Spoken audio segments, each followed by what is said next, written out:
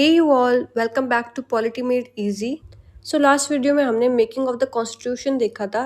इस वीडियो में हम बात करने वाले हैं schedule, sources and parts of the constitution की। And in the next video we are going to discuss about the preamble, and we will also going to discuss about the classical languages and official languages of India and some questions. और इसके notes आपको मेरे Telegram channel पे मिल जाएंगे, जिसका link मैं comment section में pin कर दूंगी, which is the notes vault by T. So firstly हम डिस्कस करेंगे सोर्सेज ऑफ इंडियन कॉन्स्टिट्यूशन, जिसमें फर्स्ट नंबर हो जाएगा government of India act. Government of India act से हमने लिए फेडरल स्कीम, जिसका मतलब होता है कि सेंटर और स्टेट के बीच में पावर का डिवीजन। सेकेंड लिया है हमने office of governor.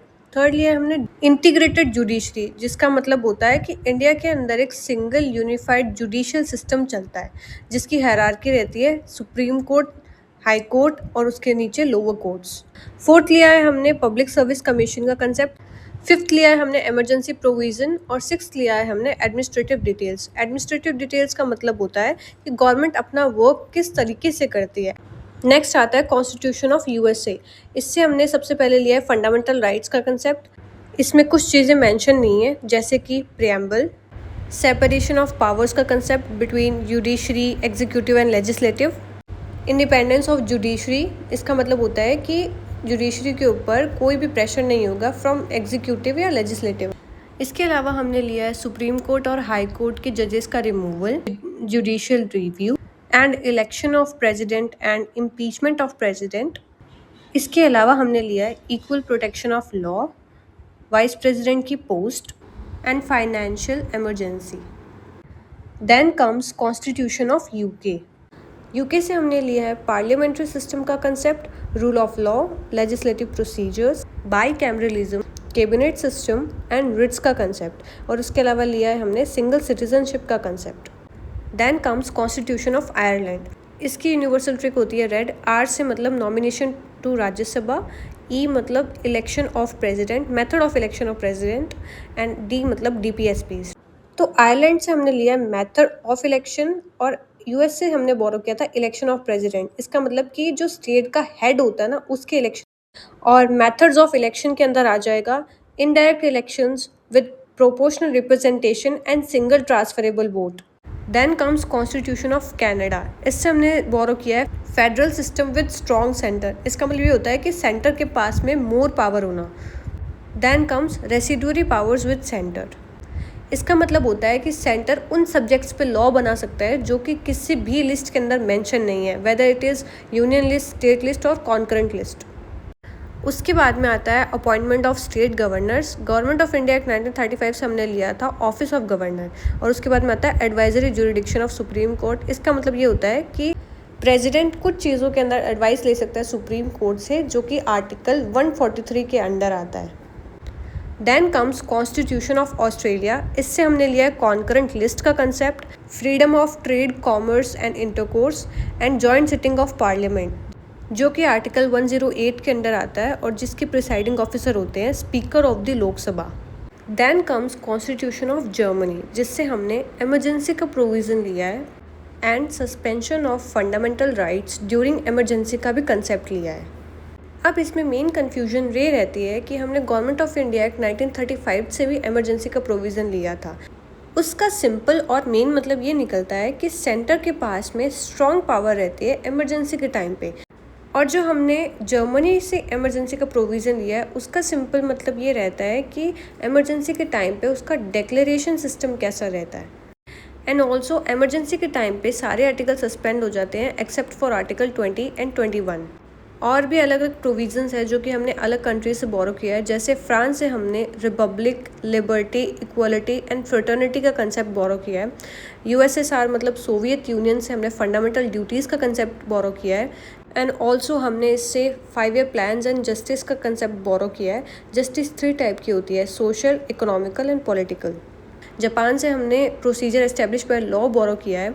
South Africa से हमने amendment procedure and electoral system बोरो किया है। Then comes the 12 schedules of the constitution, जिसको हम टीयर्स ऑफ ओल्ड पीएम से याद रखते हैं। टी से हो जाएगा स्टेट एंड यूनियन टेरिटरीज। ई से हो जाएगा इमोल्यूमेंट्स, कि मतलब सैलरीज और अलाउंसेस क्या मिलती हैं प्रेसिडेंट, गवर्नर, इन सबको।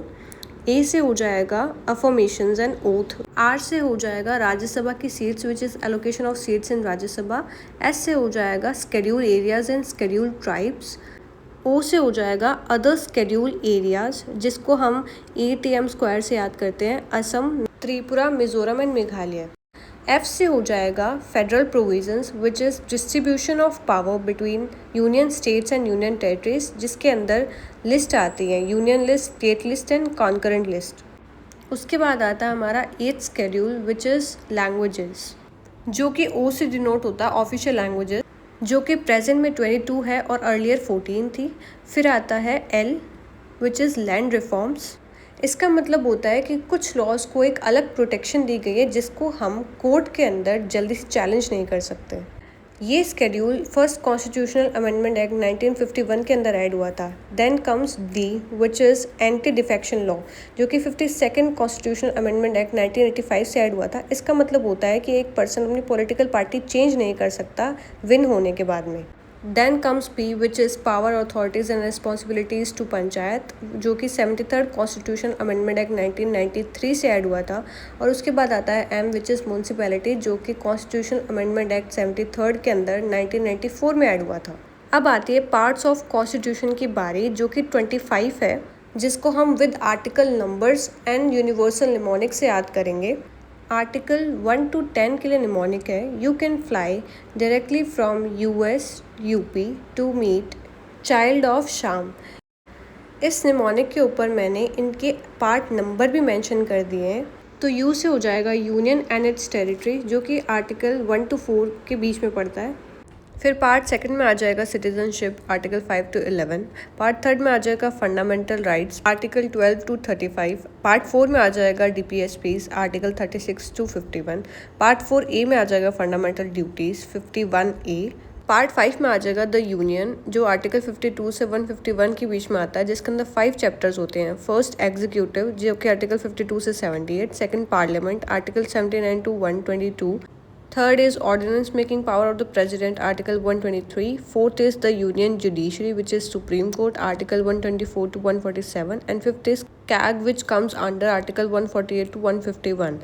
फिर आ जाएगा पार्ट 6 में 10 स्टेट्स, जिसके अंदर 152 से 237 आर्टिकल्स होते हैं। इसमें भी सेम 5 पार्ट्स होते हैं। Executive, state legislature, ordinance making power of the governor, high court and subordinate courts, जिसके सबके आर्टिकल आगे मेंशन है। फिर आता है पार्ट 7, जो कि रिपील्ड हो गया था 7th कॉन्स्टिट्यूशनल अमेंडमेंट एक्ट से, जो कि 1956 का एक्ट है, जिसके अंदर आर्टिकल 238 आता था। 8th पार्ट के अंदर आता है द यूनियन टेरिटरीज, जिसका आर्टिकल है 239 से 242। 9th पार्ट के अंदर आता है द पंचायत, जिसके आर्टिकल है 243 से लेकर 243O। पार्ट 9A में आता है द म्यूनसिपैलिटीज़, जिसके आर्टिकल है 243P से लेकर 243ZG। पार्ट 9B में आता है कोऑपरेटिव सोसाइटीज़, जिसके आर्टिकल है 243ZH से लेकर 243ZT तक। पार्ट 10th के अंदर आता है स्केड्यूल्ड एंड ट्राइबल एरियाज, जिसके आर्टिकल है 244 से लेकर 244A के अंदर। नेक्स्ट निमोनिक हम याद करेंगे 11 to 16th पार्ट तक का, जो कि है read from the start to end please, जिनके पार्ट्स भी मैंने उसके नीचे मेंशन कर दिए हैं। I found this mnemonic easy.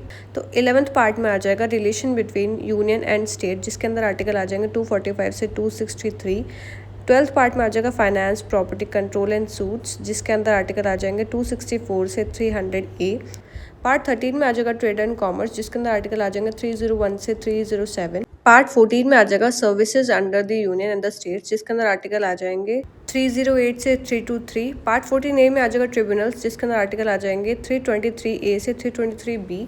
Part 15 में आ जाएगा इलेक्शंस, जिसके अंदर आर्टिकल आ जाएंगे 324 से 329A। पार्ट 16 में आ जाएगा special provisions related to SC STs OBCs and Anglo Indians under article 332 342। Then comes part 17 to 22, जिसके लिए निमोनिक हो जाएगा लीमैट्स। इसके नीचे भी मैंने इनके पार्ट्स मेंशन करे हैं। तो पार्ट नंबर 17 में हो जाएगा official languages, which comes under article 343 to 351। Part 18 में आ जाएगा emergency, which comes under article 352 to 360। Part 19 is miscellaneous, Article 361 to 367. Part 20 is amendment of the Constitution, Article 368. Part 21 is temporary, transitory and special provisions, Article 369 to 392. And Part 22 is short titles, Article 393 to 395. So yeah, this is the summary part. If you found this video helpful, do comment, like, share and subscribe to my channel. Thank you for watching. Okay, bye.